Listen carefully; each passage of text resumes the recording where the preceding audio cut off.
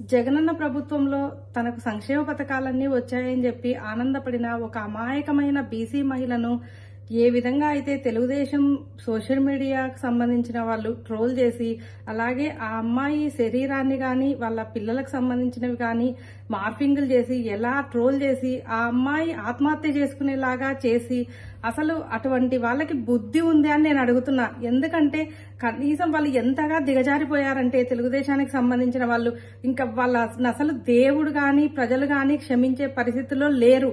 వాళ్ళు ఇంకా నీచం అంటే నీచానికి దిగజారిపోయినారు. ఒక ఆడపిల్లని కూడా చూడకుండా ఒక బీసీ మహిళను ఈ విధంగా ట్రోల్ చేసి ఆ అమ్మాయి చనిపోయే పరిస్థితి వరకు తెచ్చారు అంటే అసలు మన సమాజం కూడా సిగ్గుపడాల్సిన అవసరం ఉంది. ఇటువంటి కిరాతకాన్ని చూసి ఇలాంటి అరాచకాలను ఎవ్వరు కూడా భరించే స్థితిలో లేరు. ప్రజలు గాని మహిళలు గాని మిమ్మల్ని తిప్పికొట్టి ఈడ్చి కొట్టే పరిస్థితులు 40 రోజుల్లోనే ఉన్నాయి. ఈ ఎలక్షన్లలోనే మీకు తెలుస్తుంది.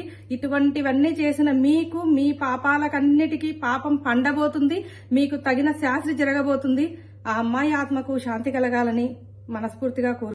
Telugu Desam party Janasena social media అరాచకానికి గీతాంజలి అనేటటువంటి ఒక అమ్మాయి రైలు కింద పడి ఆత్మహత్య చేసుకుని చనిపోయినంత దుర్మార్గం ఈ రాష్ట్రంలో జరగడం నిజంగా హృదయాన్ని కలిచివేస్తున్నటువంటి సంఘటన. ఆమె చేసిన తప్పేంటి?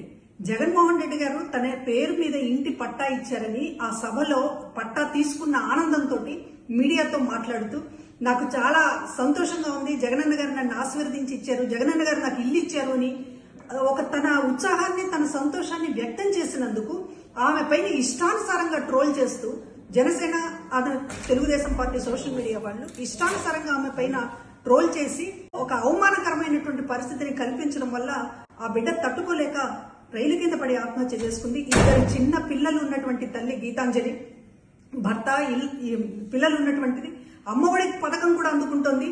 ఆ సంతోషంతో అమ్మఒడి పథకం అందుకుంటున్న సంతోషంతో పాటు ఇళ్ల పట్టా కూడా వచ్చిందనేటటువంటి ఒక ఆనందాన్ని వ్యక్తం చేసినందుకు ఆమెని నిండు ప్రాణాన్ని బలి తీసుకుంది తెలుగుదేశం పార్టీ జనసేన. వీళ్ళు అసలు మనుషులేనా అని అనిపిస్తోంది.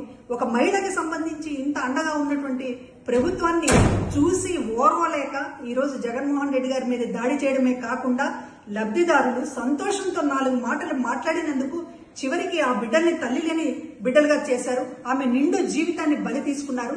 మిమ్మల్ని ఎట్టి పరిస్థితుల్లో కూడా క్షమించకూడదు.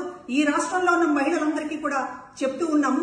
ఇటువంటి ఒక ఆమెని ఇష్టానుసారంగా రకరకాల అవమానకరమైనటువంటి పద్ధతిలో ప్రాణం తీసుకోవాలన్నంత ఒక హింస పెట్టినటువంటి ఈ పార్టీలని ఎక్కడ ఉంచాలో మహిళలు ఆలోచించమని చెప్పి కోరుతూ ఉన్నాం.